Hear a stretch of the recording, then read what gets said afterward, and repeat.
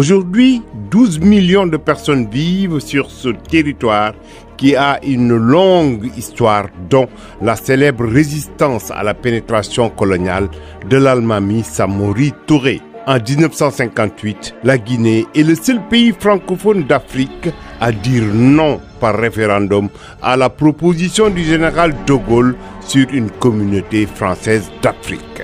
Le nationaliste Sékou Touré, ancien syndicaliste, devient le premier président. Et les véritables ennemis de l'Afrique sont des Africains inconscients.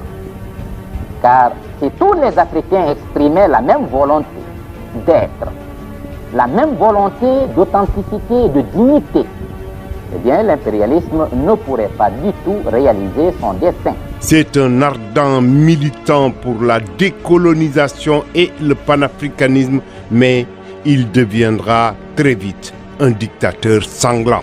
Plusieurs de ses opposants, accusés de complot, sont arrêtés et détenus dans le camp Boiro. Qualifiés de traîtres, de membres de la 5e colonne, ils sont souvent passés au peloton d'exécution s'ils ne sont pas simplement laissés mourir de faim dans des geôles sinistres. Sékou Touré meurt le 26 mars 1984 aux États-Unis, laissant un pays avec un avenir incertain. Un gouvernement intérim est formé, mais vite renversé par des militaires. Le colonel Lansana Conté, à la tête de la junte, propose aux Guinéens un comité militaire de redressement national. En décembre 1990, une nouvelle constitution met fin au régime militaire et instaure le comité transitoire de redressement national. Lansana Conté accepte le multipartisme et se fait élire en 1988 et en 2003 à la tête de l'État. Le pays passe du parti unique à une libéralisation à outrance par la création de plusieurs dizaines de partis politiques. Parmi les plus anciens et les plus influents opposants en exil, le professeur Alpha Condé est celui qui fait peur aux autorités de Conakry. L'opposition perd la présidentielle en 1998 lors des premières élections pluralistes. Alpha Condé est arrêté en 1999 puis condamné en 2000 à 5 ans de prison. Mais la réaction haut la main de Lansana Conté, il doit aussi faire face à plusieurs crises. Le général Conté promet de satisfaire les revendications de jeunes militaires, mais aussi celles des syndicats. Au plan politique, le 27 février 2007, le président Conté nomme le diplomate Lansana Kouyaté Premier ministre. Très affaibli par la maladie pendant plusieurs mois, le général Conté finira par rendre l'âme le 22 décembre 2008.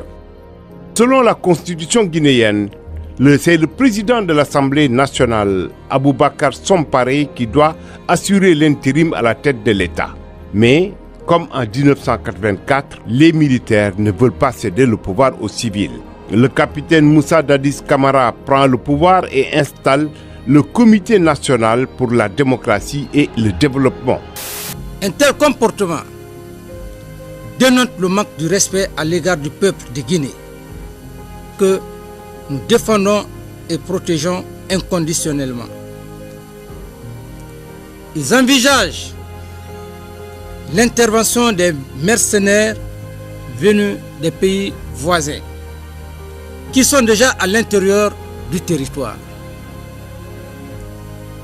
Les conséquences d'une telle action seront à l'actif de ces généraux.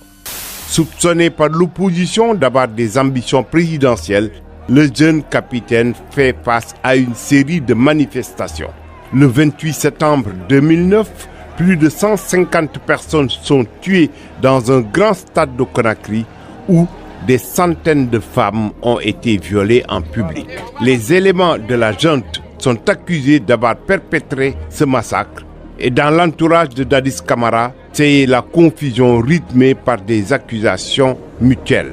Le 3 décembre 2009, Moussa Dadis Camara est blessé à la tête par des balles tirées par Toumba Diakité, son aide de camp. Son ministre de la Défense, le général Sekouba Konaté, reprend les rênes du pays. Il faudrait que nos populations se sentent maintenant à l'aise. Il faudrait qu'ils vivent enfin dans un pays de droit, de démocratie. Le nouvel homme fort ne semble pas intéressé par le pouvoir. Après plusieurs médiations, il accepte de passer la primature aux civils pour conduire la transition. Les accords signés à Ouagadougou recommandent l'organisation des élections. Le 7 novembre 2010, Alpha Condé est élu président devant Cellou Dalein Diallo, ancien premier ministre du général Lansana Conté. Avant la fin de son second et dernier mandat, le RPG, parti d'Alpha Condé, est en campagne pour un référendum pour doter la Guinée d'une nouvelle constitution. Ses opposants y voient des manœuvres pour faire sauter le verrou qui limite les mandats présidentiels à 2. On ne veut pas un troisième mandat en Guinée. On veut un changement total. La prochaine présidentielle est prévue en 2020 et jusque-là, Alpha Condé n'a rien révélé de ses intentions. Partira ou partira pas, il suffit simplement d'attendre, l'avenir répondra.